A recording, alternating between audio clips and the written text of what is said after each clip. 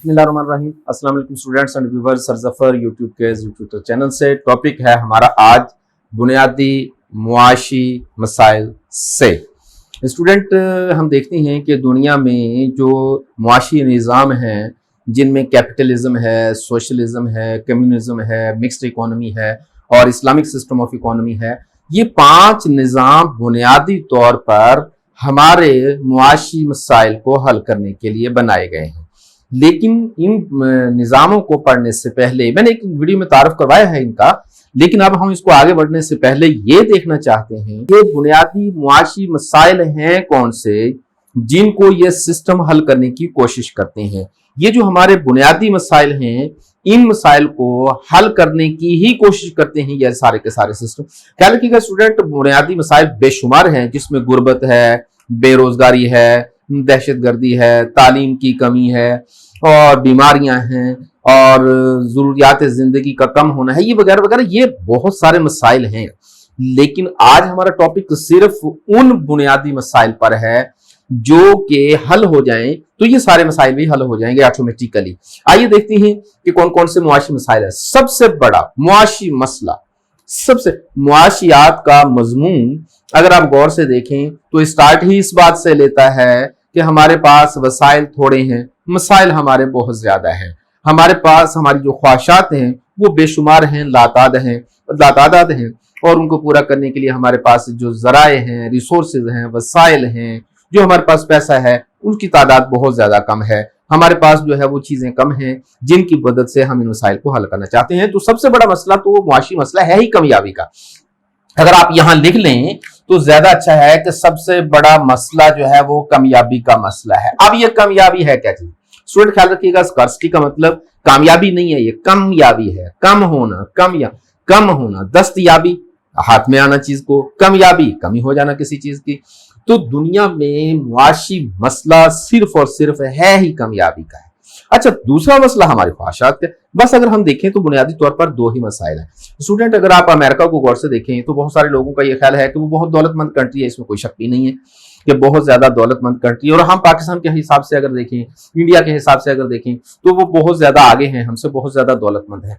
लेकिन स्टूडेंट, अगर आप अमेरिका में जाकर उनकी ख्वाहिशात के लिहाज से उनके वसाइल का जायजा लें, हमारे हिसाब से उनके पास बेशुमार लातादाद वसाइल हैं, लेकिन जब आप अमेरिका में बैठेंगे, अमेरिका में जाकर वहां की ख्वाहिशात, वहां के आवाम की सोच के मुताबिक अगर आप वसाइल का जायजा लेंगे तो वो कम पड़ते हुए नजर आएंगे।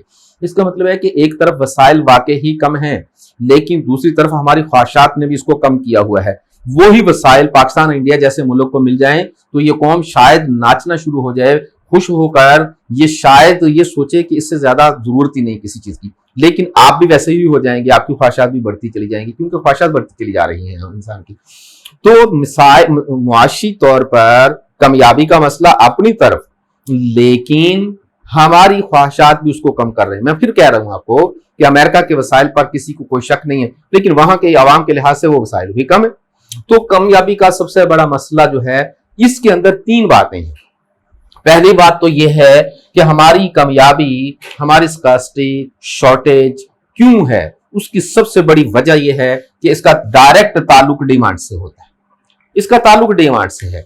जिस कदर हमारी डिमांड बढ़ती चली जाएगी उसी कदर वसाइल में कमी आना शुरू हो जाएगी। अगर हम लिमिटेड हो जाएं, अगर हम साबिर हो जाएं, अगर हम कनात पसंद हो जाएं तो लिमिटेड रिसोर्सेज में भी जिंदगी को गुजार सकते हैं, लेकिन हम ऐसा नहीं करते।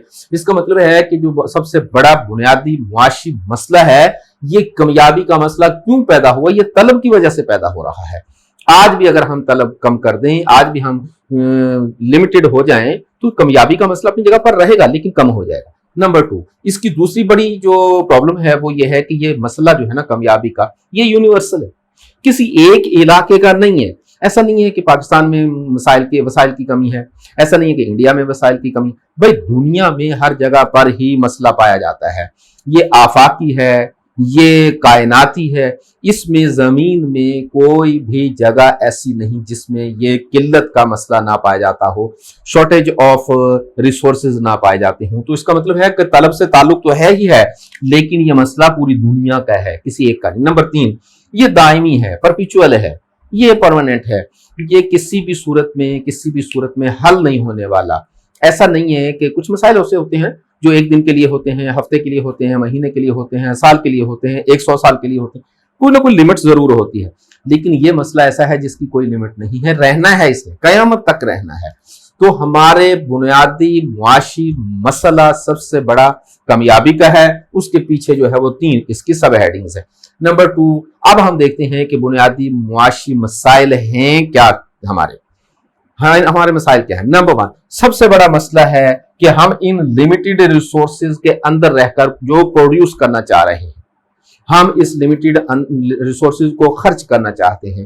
سب سے بڑا مسئلہ ہے کہ ان کو خرچ کرنے کے لیے کہاں خرچ کیا جائے, یعنی کہ اس کے ساتھ ہم ریسورسز کے ساتھ چیزیں بنانا چاہتے ہیں, پیدا کرنا چاہتے ہیں, پروڈیوس کرنا چاہتے ہیں, زراعت اگانا چاہتے ہیں یا صنعت بنانا چاہتے ہیں, تو کیا پیدا کریں, کیا چیزیں ہم پیدا کریں, سب سے بڑا مسئلہ ہے.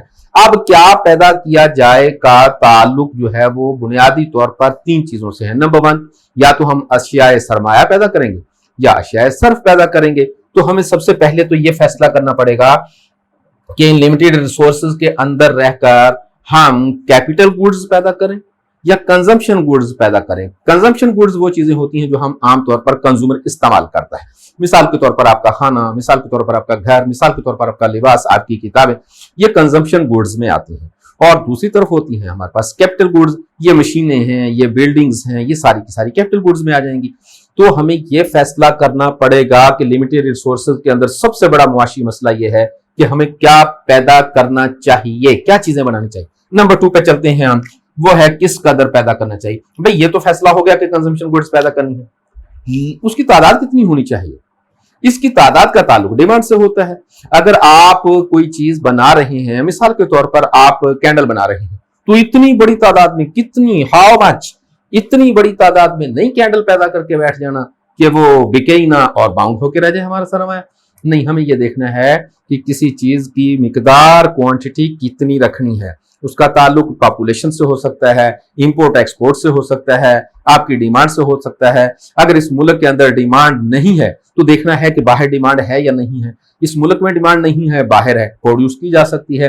باہر نہیں ہے, اس ملک میں ہے, پروڈیوس کی جا سکتی ہے. دونوں جگہ پر ڈیمانڈ نہیں تو آپ اس کو لمیٹڈ مقدار میں پروڈیوس کرنا ہے, بے تحاشا اس کی پروڈکشن کر کے نہیں بیٹھ جانا ہم نے. نمبر 3 پر ہم جائیں گے, کس طرح پیدا کیا جائے. پیدا کیا جائے کا مطلب یہ ہوتا ہے کہ بہت ساری چیزیں ایسی ہوتی ہیں جو ہم مینول بناتے ہیں, اور بہت ساری چیزیں ایسی ہیں جو آٹو مشینوں پر بنتی ہیں. اب کچھ چیزیں جاذب محنت ہوتی ہیں اور کچھ چیزیں جاذب سرمایہ ہوتی ہیں.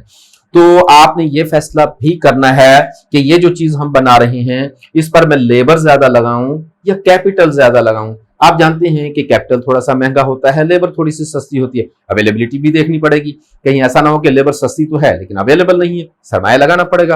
اور کہیں ایسا نہ ہو کہ سرمایہ مہنگا تو ہے لیکن ہے ہی سرمایہ ہمارے پاس, تو پھر ہمیں جو کیپٹل انٹینسو انیشلز لینے پڑیں گے. تو ہمیں یہ دیکھنا ہے کہ چیز کو پیدا کرنے کے لیے لیبر زیادہ لگائی جائے یا پھر کیپٹل زیادہ لگائی جائے. تو اس کا تعلق جو ہے ہاؤ ٹو پروڈیوس سے ہوتا ہے.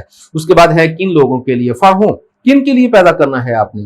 کہ بہت ساری چیزیں ایسی ہوتی ہیں جو ایک علاقے کے لیے تو اچھی ہیں, دوسرے علاقے کے لیے اچھی نہیں ہیں. اس علاقے کے لیے بہت اچھی ہیں, اس علاقے کے لیے بہت اچھی نہیں ہیں. تو آپ نے ان چیزوں کا بھی خیال رکھنا ہے کہ یہ تو کچھ چیزیں اس علاقے کے لیے اچھی ہیں اور کچھ چیزیں اس علاقے کے لیے اچھی نہیں ہیں. کچھ چیزیں یہاں بکیں گی, کچھ چیزیں یہاں نہیں بکیں گی. تو آپ نے یہ فیصلہ بھی کرنا ہے کہ یہ جو آپ پروڈکشن دے رہے ہیں کن لوگوں کے لیے, جدھر یہ بکیں گی ظاہر ہے ان کے لیے. تو یہ بنیادی مسائل ہیں جس کا ہم نے آج جائزہ لیا.